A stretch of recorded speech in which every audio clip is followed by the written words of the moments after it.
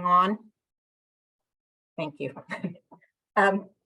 Did the same thing last month. So I won't recap everything I just said, but just to say, I'm Liz Callahan, Acting Assistant Commissioner for the Bureau of Wayside Cleanup, and you're at our monthly office hours.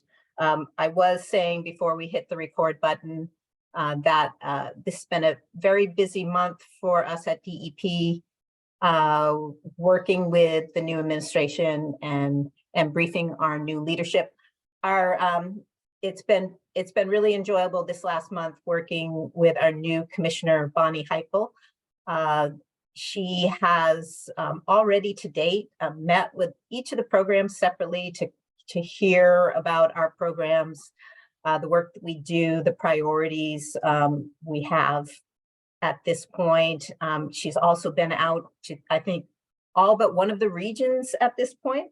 So it's great that she had prioritized meeting with us and getting to really understand what we're working on right up front.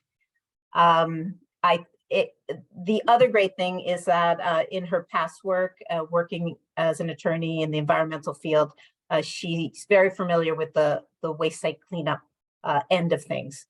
So it's really nice to have started working with her, and we're excited about moving forward with waste site cleanup work.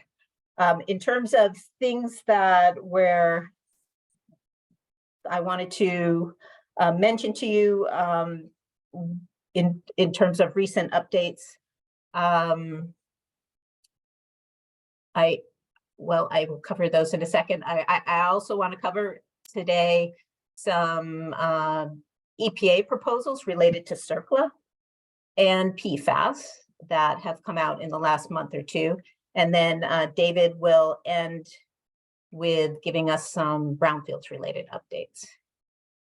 So just a reminder, as I mentioned, we've moved our date for our office hour meetings and our waste site cleanup advisory committee meetings to the third Thursday of the month. And we will send out an email reminder to everyone from BWSC information if you're on that mailing list. So if you're in doubt whether or not we're going forward with the meeting, look for that reminder email. We did last month, in terms of the requirement in the MCP related to active exposure pathway mitigation measures, the systems that are in place to prevent exposure from vapor intrusion. There is a requirement that the people that are responsible for maintaining those systems, the property owners, when they're in place to support a permanent solution, have to certify in response to a letter that is sent to them by the department that they're continuing to operate the system, that it's operating effectively.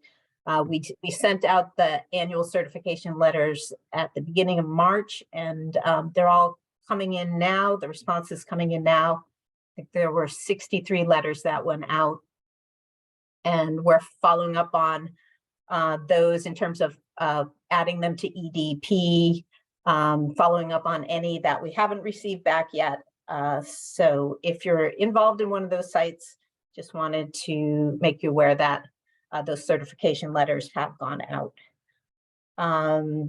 Technical assistance grants. We are planning another round of technical assistance grants. We've done around the last 2 years. So we're pulling together the pieces. The kickoff event will be an informational meeting that we will do outreach to public involvement groups and others, and we will widely advertise that ahead of when it happens. And that meeting will also be recorded for anyone who is interested but can't attend that session. We don't have the date of that yet. We're working to get approval to move forward with that, but just wanted to make you aware that that is hopefully coming soon, and to keep an eye out for it. If you know of a group that has an interest in getting a TAG grant to assist them in following activities at a disposal site and getting technical assistance in terms of participating in the disposal site activities, please let them know that this is in the works. And if they're not on our mailing list, I would also encourage them to let us know, and we can add them to the BWSC information, so we make sure that we get the word out to them when that happens. With respect to the MCP amendments, we are still in the actively waiting for the final approval to move forward with publishing the MCP amendments. We're hoping that will be coming soon. Indications are that it should be coming soon, and in the meantime, we've been focusing on developing training to support that. And it will be, when it is published, there will be a period of time between the publication date and the effective date. So we're hoping that we'll be able to roll out training and supporting materials, guidance during that period of time between the publication date and the effective date. I also wanted to highlight a couple of upcoming events. One of them that we're very excited about, and we've been working for a couple of months planning, is a event to commemorate the 20th anniversary of the Buzzards Bay oil spill, the B120 spill that occurred April 27th, 20 years what would that be? 2003.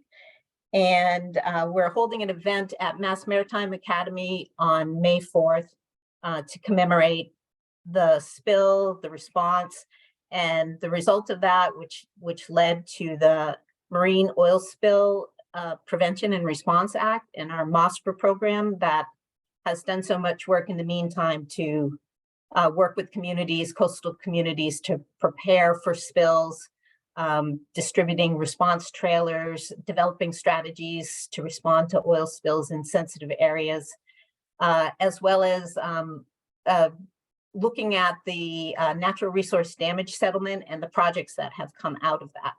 So as I said, that event's occurring at Mass Maritime on May 4th, and we're really looking forward to bringing back together the people that were involved during that period of time in the response and have been working ever since on putting forward that program and working on the projects related that came out of all of that good work that was done in response to that spill. Another exciting event, which I'm sure many of you saw the announcement earlier this week from the Environmental Business Council, that they'll be honoring Wayside Cleanup's own Paul Locke with an award to recognize his stellar service to the environment and public service in his various roles at MassDEP. So we're very excited about that. And that is taking place on June 8th in Waltham. So if you haven't seen that and you're interested, I would look for that information with EBC.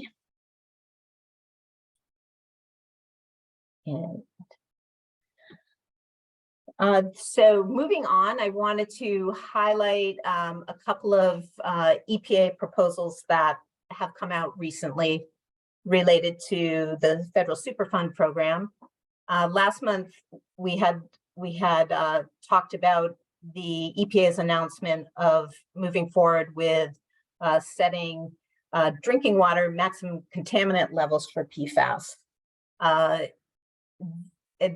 Also related to their overall PFAS roadmap strategy, they've been pushing out proposals related to CERCLA. Earlier, they had proposed PFOA and PFAS, adding them as hazardous, designating them as hazardous substances. And as of last week, they announced that they are proposing to add, or they're actually, it's a notice of advanced rulemaking. So they're at the point where they're seeking input and data on a proposal to consider other PFAS compounds as being regulated under the CERCLA program. So they're looking at 7 additional compounds in addition to PFOA and PFAS. They're also seeking comment and data related to regulating PFAS precursors and the approach of regulating PFAS as in terms of PFAS categories. So we've just started looking at this ourselves, had some conversations with Office of Research and Standards in terms of looking at these proposals. And you can find the information there at that link in terms of what they are proposing, and the comment period is, comments will be due on May 15th. So moving forward quickly in terms of gathering that information. Another EPA CERCLA related proposal that's come out in the last couple of months is that they are working to develop an enforcement discretion policy for PFAS at CERCLA sites.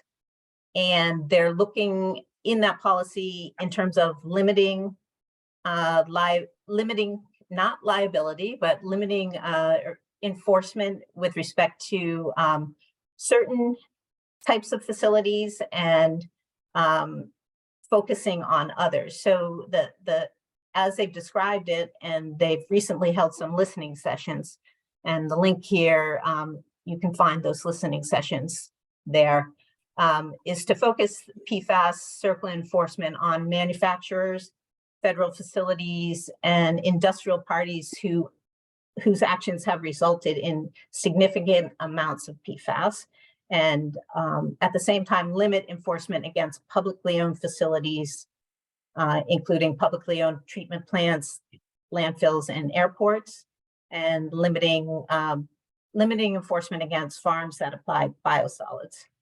So we are very interested in following this. We've started to look at this internally and discuss it, and our Office of General Counsel has participated in these listening sessions. So I just wanted to make you all aware of that in case you're interested in checking out this information yourselves. And I think I'll stop there. I'm going to move on to let David continue on with brownfields related information, but just stop to see if anyone has any questions or comments.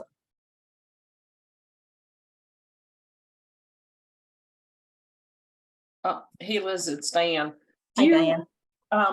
Good morning, everyone. Do you expect that DEP will share its thoughts about the CERCLA,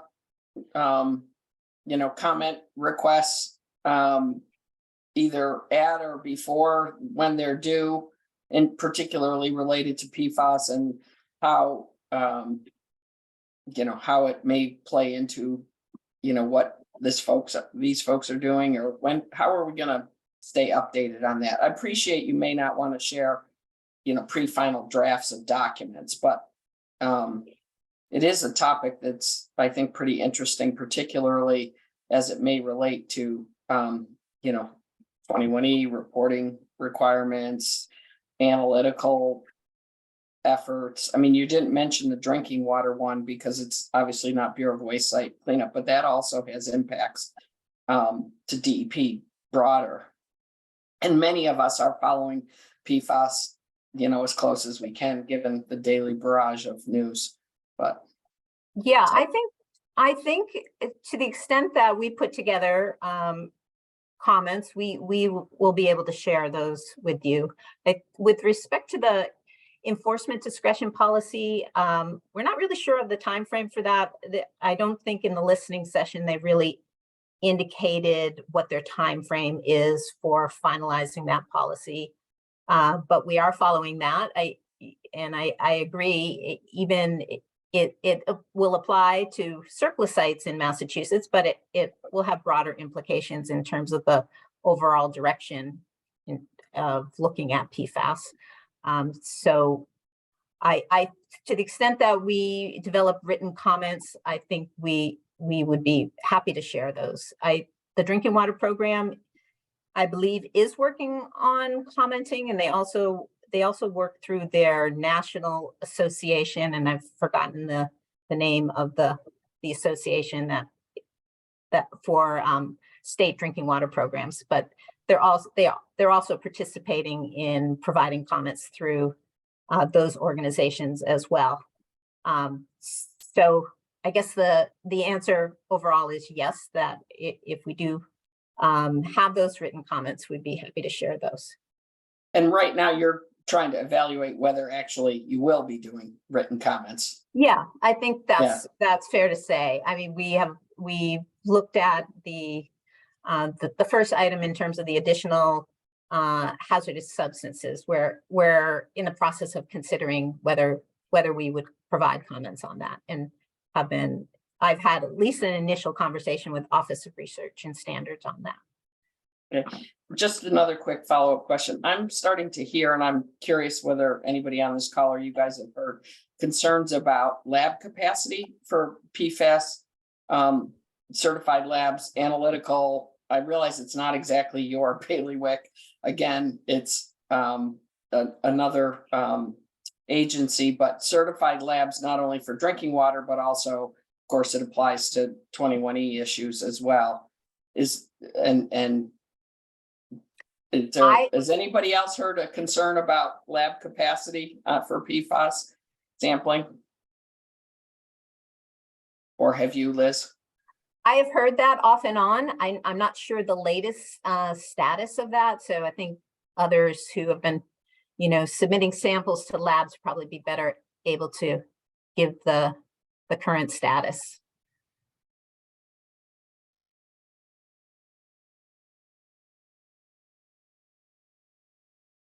I guess we'll see. We'll see. I have heard that, Diane. I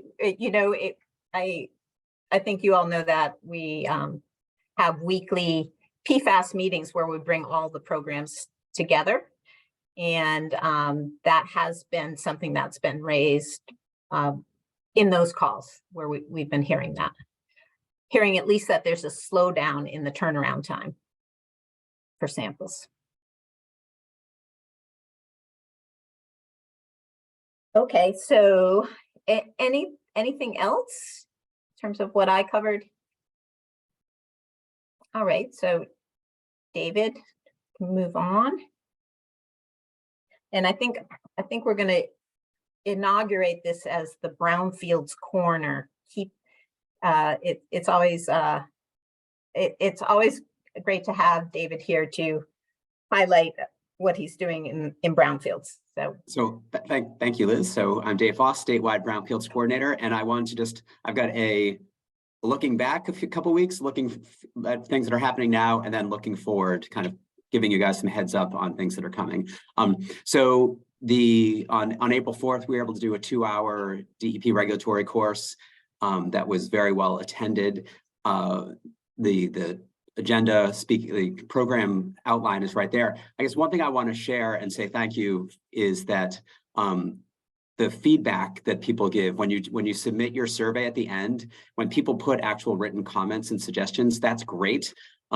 Particularly the constructive criticism. Like it's great to hear what people want and what can improve. So please, the DEP takes that very seriously, and I do as someone who likes to do presentations. I want to make them better next time. So thank you for your feedback on that.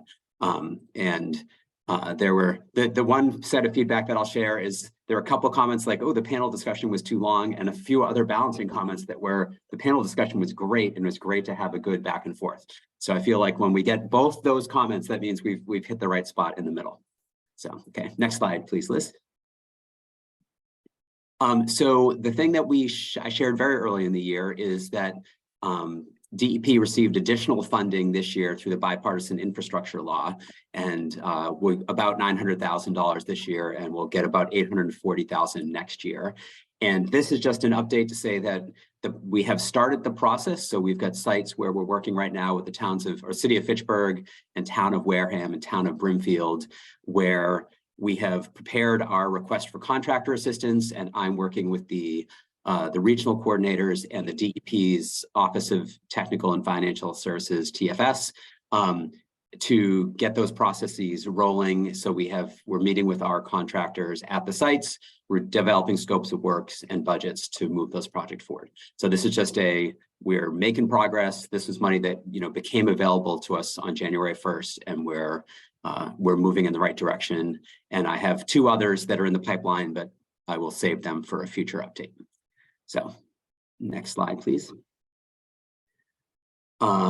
In mid-March, we got snowed out and had to change our Worcester Brownfields Roundtable to online via Zoom. But I will say that was a good use of that technology because everyone had reserved that time, and it was helpful.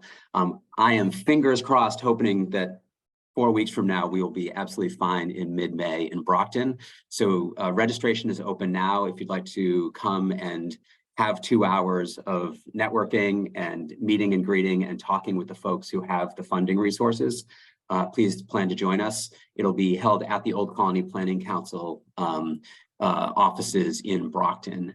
And I can't promise no snow, but I'm fingers crossed. I think we'll be in good shape. I will also be planning other roundtables late summer into the early fall, but those locations and dates still to be determined. So next slide, please.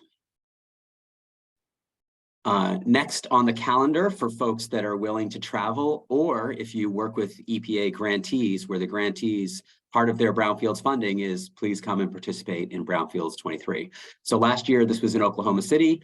In August this year, it'll be in Detroit. And I checked, the Tigers do have a couple home games during that stretch. So there'll be more than just Brownfields to do while we're out in Detroit. I am planning to go, and I hope that if you are looking, please, I think I just saw an email in the last couple of days that registration is open. So this is just a heads up that that's coming your way. Next slide, please. And so then my last update for today is there's an organization called the Brownfields Coalition of the Northeast. They have an annual meeting that is called the Northeast Sustainable Communities Workshop. BCON has started and been very strong in the mid-Atlantic. So their version of the Northeast starts in Virginia and comes up to Maine. They have a really good, strong presence in Pennsylvania, New York, New Jersey, Maryland, Delaware in that stretch. And they've been growing their network and connections up into New England. So last year's NSCW conference was in Stamford, Connecticut. This year it will be in Worcester at the AC Hotel, so right in downtown Worcester on September 18th and 19th.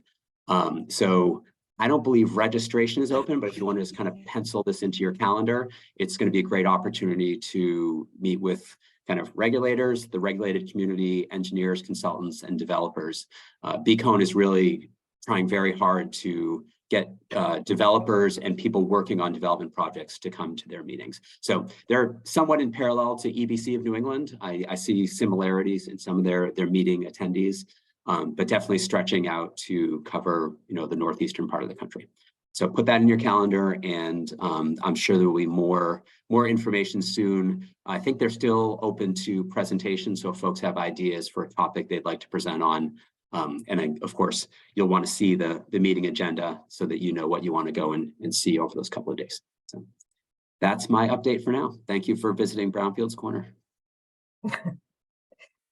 Thanks, David. So that concludes our updates for today. Just open it up to see if anyone has anything else they'd like to share. Liz, the last meeting you had mentioned that the mailing list had been transitioned to a new software or something, and some people didn't get the notice, but it was being checked. I still didn't get the notice. I don't know if other people still. Okay. Is there an email address we could re-register on? If you want to make sure you're on the list, send an email to the information line. That's Which how is information at BWSC.information. You can also, send it to me. or to me, because I'm keeping the list. So if you want to make sure you're on, just send it to me. Okay. A lot of them have been bouncing, so we've been going through to clean it all up. But yeah, if you want to make sure, just send me an email. Will do. Thank you.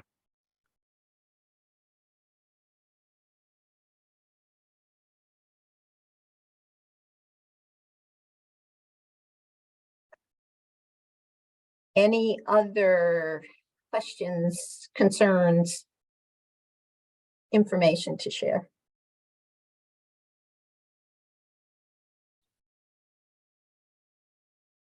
Okay, well, thank you all Mhm. again for joining us.